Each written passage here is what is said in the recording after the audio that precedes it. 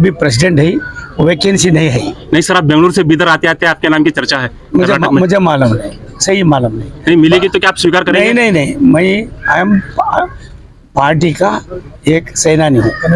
Party का party का एक सेनानी हूँ। ಪಾರ್ಟಿಗೆ ನಾನೊಬ್ಬ ಸೇನಾನಿ ಇದ್ದೀನಿ. ಪಾರ್ಟಿ ನನಗೆ ವರಿಷ್ಠರು ಭಾರತ ಸರ್ಕಾರ ಒಂದು ಒಳ್ಳೆ ಕೆಲಸ ಕೊಟ್ಟಿದೆ. ಎಲ್ಲ ರಾಜ್ಯದಲ್ಲೂ ಕೂಡ ಈ ಭಾರತ ಸರ್ಕಾರದ ರೈಲ್ವೆ ಇಲಾಖೆಯವರು ಜಲಶಕ್ತಿ ಇಲಾಖೆಯಲ್ಲಿ ಒಳ್ಳೆ ಕೆಲಸ ಮಾಡ್ತಾ ಇದ್ದೀನಿ. ಆ ಕೆಲಸ ಮುಂದುವರಿಸೋಣ. बाकी ನನಗೇನು ನೀವು ಹೇಳಿದ ಮಾಹಿತಿ के हालात को देखते हुए अगर हाईकमान आपको जिम्मेदारी देगी तो क्या आप संभालेंगे? ಖಂಡಿತ ಏನು ಮಾಹಿತಿ ಇಲ್ಲ. ಮಾಹಿತಿ ಇಲ್ದಿರ ನಾನೇನು ಮಾತಾಡೋದಿಲ್ಲ.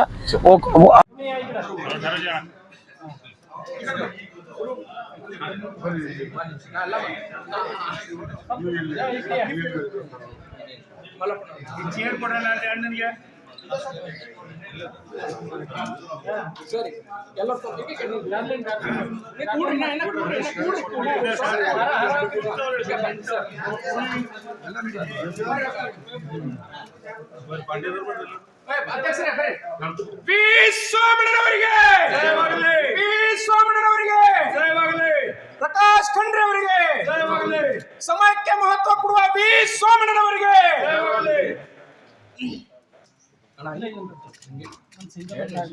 ಒಂದಷ್ಟು ಕಡಿಮೆ ಮಾಡಿದ್ಮೇಲೆ 54 ರೂಪಾಯಿ ಎಲ್ಲರೂ ಟಿಕೆಟ್ ತಗೊಂಡು ಓಡಾಡ್ತೀವಿ.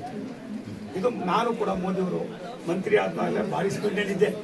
ಪೇಪರ್ನವ್ರಿಗೆ ಕನ್ಸೆಷನ್ ಮಾಡೋಕ್ಕೂ ಸೀನಿಯರ್ ಸಿಟಿಸನ್ ಕಡೆ ಎಲ್ಲ ಆದಮೇಲೆ ಒಂದು 10 ಸಾರಿ ಹೋದೆ. ಭೇಟಿ ಅಂತ ಬುಕ್ ಕೂರಿಸ್ಕೊಂಡು 20 ನಿಮಿಷ ದೊಡ್ಡೋಗ್ಬಿಟ್ಟು ಸಾಕಪ್ಪ ಅನಿಸ್ಬಿಡ್ತು ನನಗೆ. ಅವ್ರು ಕೊಟ್ಟಂಥ ಉದಾಹರಣೆಗಳು ನೀವು ಮಾಹಿತಿ ಮಾಧ್ಯಮದವ್ರಿಗೆ ಗೌರವ ಇದೆ, ಭಾರಿ ಗೌರವ ಇದೆ. ಸೋಮು ಏನಾಗಿದೆ, 100 ಜನ ಪೇಪರ್ನವರಿದ್ದರೆ 10,000 ಜನ ಬೋಗಸ್ ಸೀನಿಯರ್ ಸಿಟಿಜನ್ನು, ಬಡವರು, ತುಂಬ ಬಡತನ ಇರ್ತಕ್ಕಂಥವ್ರು 2% 5% ಎಲ್ಲರೂ ಬಡವರ ಸ್ವಾಮಿ ಸೀನಿಯರ್ ಸಿಟಿಜನ್. ಮೋದಿ ಸಾಹೇಬರು ಏನು ಮಾಡಿದ್ರು, ಯಾಕೆ ತಲೆನೋವು ಅಂದ್ಬಿಟ್ಟು 100 ರೂಪಾಯಿದಿಂದ 54 ರೂಪಾಯಿ ಮಾಡಿ 46 ರೂಪಾಯಿನ ಕಡಿಮೆ ಮಾಡಿದ್ರು. ಅವತ್ತಿಂದ ಇವತ್ತವರೆಗೂ ಒಂದೇ 1 ರೂಪಾಯಿ ಜಾಸ್ತಿ ಮಾಡಿಲ್ಲ. ಟ್ರೈನ್ ಟಿಕೆಟ್ ಆಗಿದೆ ಸ್ವಾಮಿ, 1 ರೂಪಾಯಿ ಆಗಿಲ್ಲ.